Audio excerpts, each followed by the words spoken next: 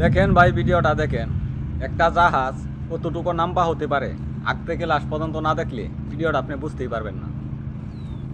1 minute 5 second লাগে আগ থেকে খিসা পর্যন্ত আইতে।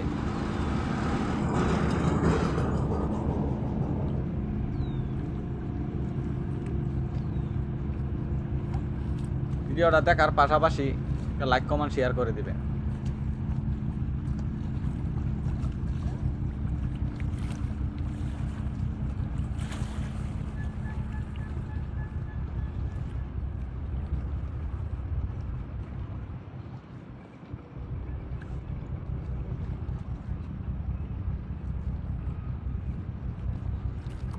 দেখছেন কত লম্বা?